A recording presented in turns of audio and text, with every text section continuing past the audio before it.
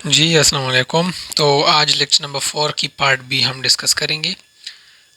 इसमें कुछ दो तीन टॉपिक्स हैं छोटे अकाउंटिंग सिस्टम के हवाले से। प्रीवियसली हमने डिस्कस किया कि अकाउंटिंग सिस्टम होता क्या है और बाकी दीगर कुछ टॉपिक्स हमने डिस्कस किए। आज हम स्टार्ट करते हैं कुछ इसके रिमेनिंग पार्ट पे हम बात करेंगे। Accounting as an information system, functions of accounting system plus who designs and installs accounting systems. ठीक है, तो अब ये फर्स्ट ऑफ ऑल ये एक बहुत ज़बरदस्त टॉपिक है। Accounting is an information system. Start से चूँकि हम डिस्कस कर रहे हैं कि देखो अकाउंटिंग क्या है, ये एक सिस्टमेटिक प्रोसेस है जो कि बिजनेस ट्रांजेक्शन्स को रिकॉर्ड करता है या जो फाइनेंशियल इवेंट्स है यानी ट्रांजेक्शन्स, प्लस ये उसको समराइज़ करता है, इंटरप्रेट करता है और लास्ट में एनालाइज करके कुछ हमें मीनिंगफुल रिपोर्ट्स जनरेट करके देता है। ठीक है, तो अब ये किस तरह एक इंफॉर्मेशन सिस्टम है। देखो अकाउंटिंग चूँकि ट्रांजेक्शन्स रिकॉर्ड करते हैं, एक तरह सा एक डेटा है, एक हम कह सकते हैं कि बिजनेस डेटा है। ठीक है, और फिर मैनेजमेंट जब भी आपसे मैनेजमेंट या जो भी मतलब थर्ड पार्टी है, एक्सटर्नल या इंटरनल पार्टी है, वो आपसे इंफॉर्मेशन मांगती है डिसीजन बनाने के लिए, तो वो आपसे बड़े बड़े मतलब 300-400 सफ़े की एक आप तैयार करके डॉक्यूमेंट वो आपसे नहीं मांग रहे। उस पे वो क्या करते, वो तो उससे कोई मतलब नतीजा अखज़ ही नहीं कर सकते। तो आपने करना ये है इस केस में कि मैनेजमेंट हो या जो भी स्टेक होल्डर हो, उसको आपने समराइज फॉर्म में रिपोर्ट्स देने हैं। ठीक है,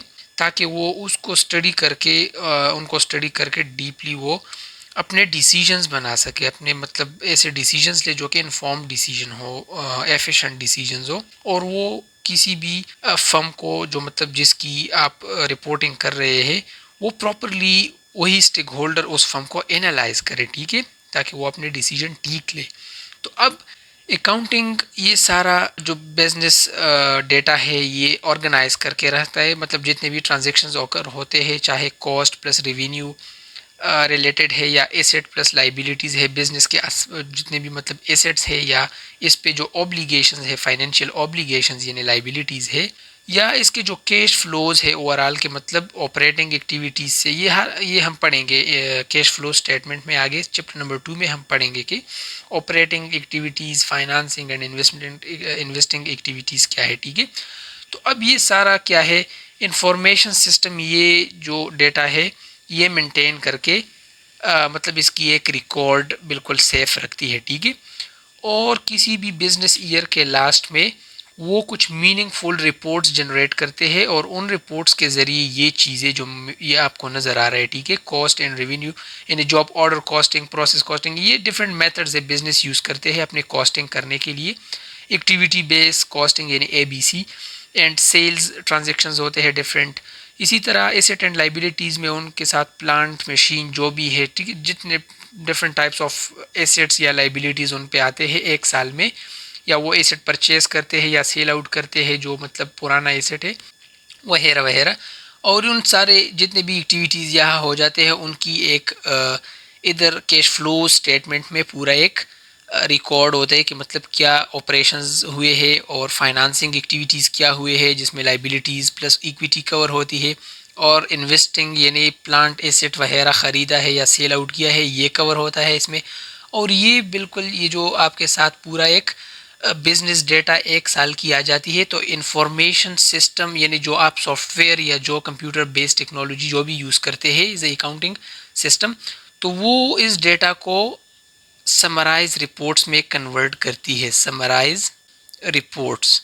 और वो रिपोर्ट्स क्या है, आपके फाइनेंशियल स्टेटमेंट्स है। ठीक है, सॉरी, फाइनेंशियल स्टेटमेंट्स। ठीक है, अब ये स्टेटमेंट्स क्या है, ये मीनिंगफुल इंफॉर्मेशन या मीनिंगफुल डेटा है। ठीक है, इंफॉर्मेशन है, और ये अब कैपेबल है ताकि इस पे डिसीजन बना सके। ठीक है, तो अब ये क्या करते हैं, डिसीजन को सपोर्ट करती है।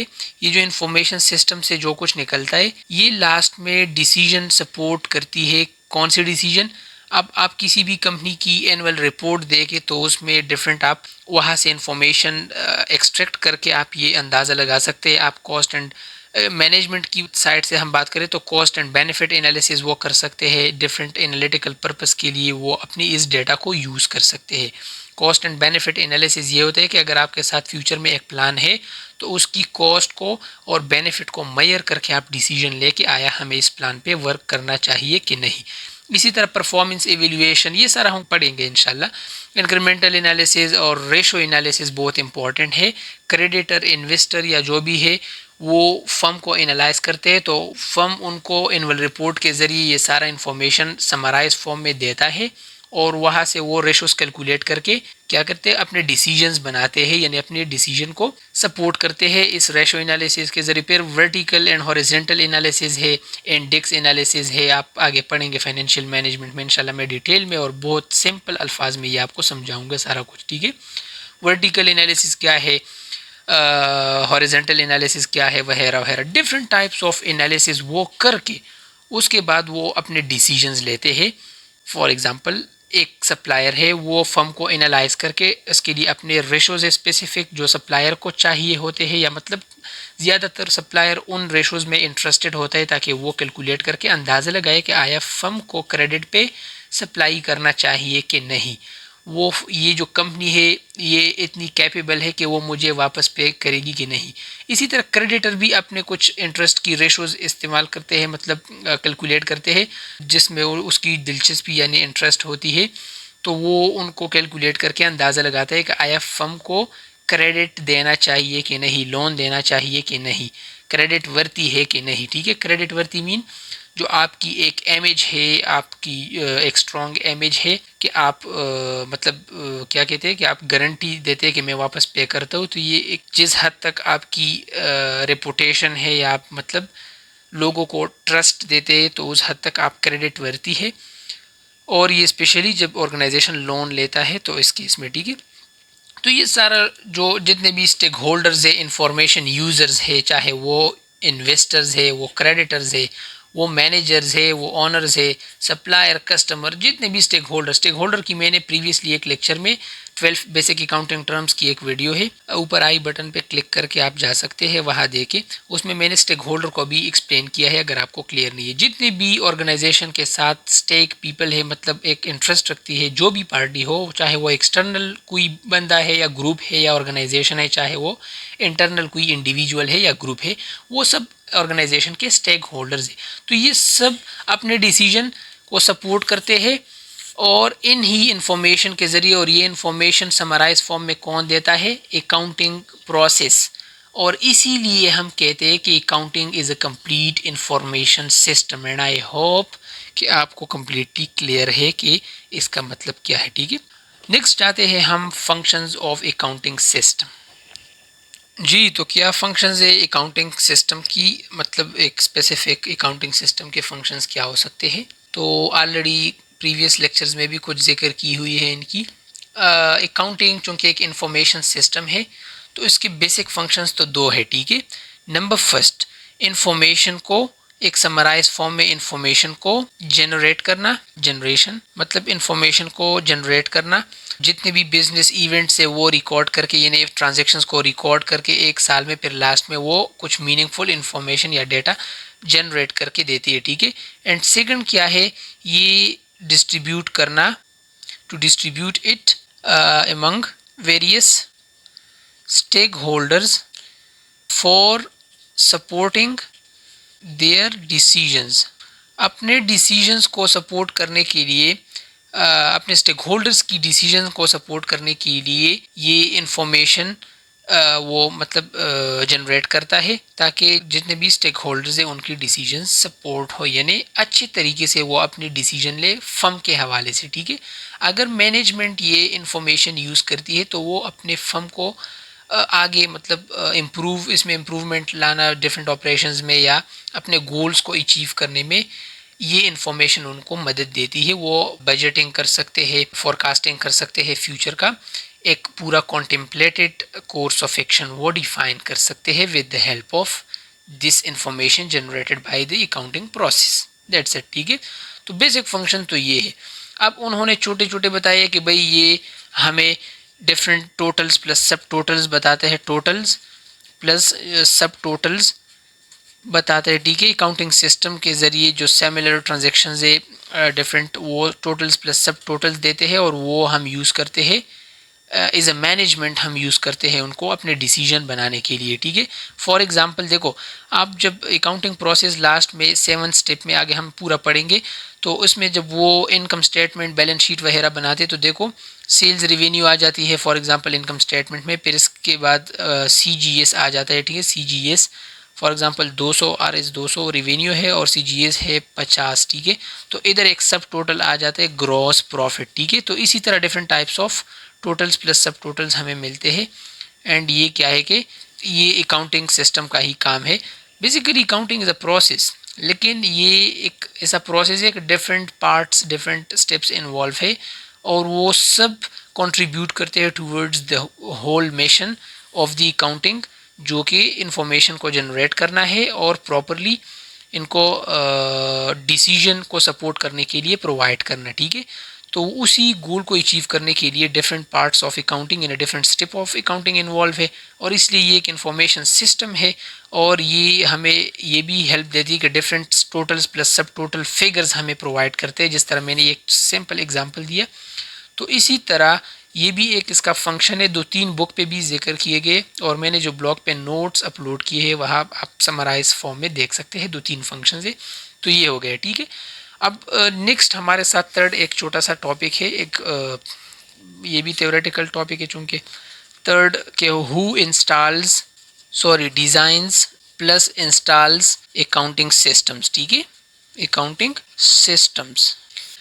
अच्छा, एक बात मैं फिर बताऊँ, ये आप सिर्फ यहाँ से लेक्चर पे अपने आप को अपने कॉन्सेप्ट्स क्लियर करें, और बाकी मैंने ब्लॉग पे इसका VIP नोट्स प्रोवाइड की है, आप वहाँ से देख सकते हैं। और वो मैंने एक इंटरनेशनल बुक, वो मेक्स की बुक है, fundamentals of accounting the basis for decision making, वहाँ से आप उस ब्लॉग से डाउनलोड कर सकते हैं। मैंने उसी बुक से बनाए हैं, बहुत ऑथेंटिक नोट्स है और आपको बहुत हेल्प आउट करेगी अपने एग्ज़ाम पर्पज़ के लिए हो, जो भी मकसद के लिए आप यूज़ करते हैं, और वहाँ से आप स्टडी कर सकते हैं, ठीक है।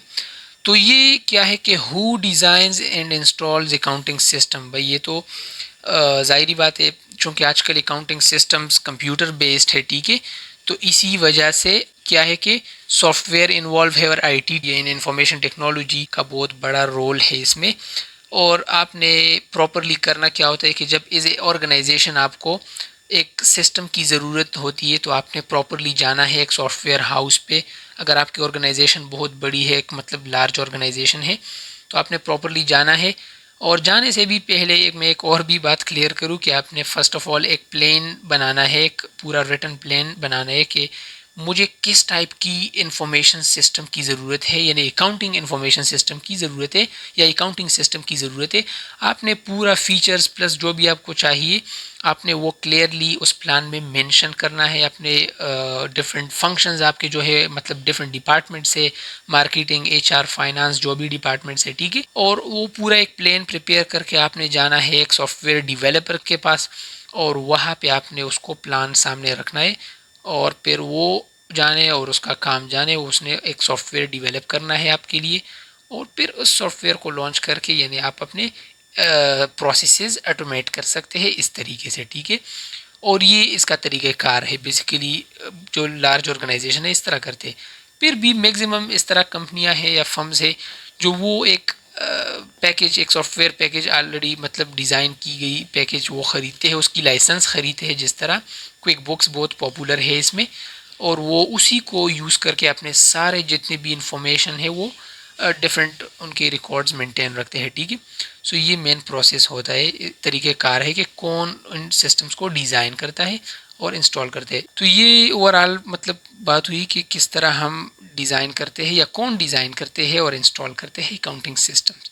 और आजकल चूँकि डिजिटल वर्ल्ड है, तो हर एक बिज़नेस को एक कंप्यूटराइज सॉफ्टवेयर या पैकेज इस तरह उनके साथ होना चाहिए कि वो अपने अकाउंटिंग यानी फाइनेंशियल जितने भी इवेंट्स या ट्रांजेक्शन है उन सब की एक रिकॉर्ड मेंटेन कर सके, ताकि लास्ट में यानी फिस्कल ईयर के लास्ट में वो एक समराइज डिफरेंट रिपोर्ट्स जनरेट करे, डिफरेंट फाइनेंशियल स्टेटमेंट्स जनरेट करे, और उन्हीं को प्रोवाइड करके लोग with in a minimum time frame वो अपने डिसीजंस ले सके। तो इसी तरह होता है, ठीक है। एंड आई होप कि आपको क्लियर है। ये तो 3 कुछ सिंपल टॉपिक्स थे, और मिलते हैं इंशाल्लाह लेक्चर नंबर 5 में, वो भी इंटरेस्टिंग टॉपिक है। और तब तक के लिए अपना बहुत सारा ख्याल रखिए। अल्लाह हाफिज़।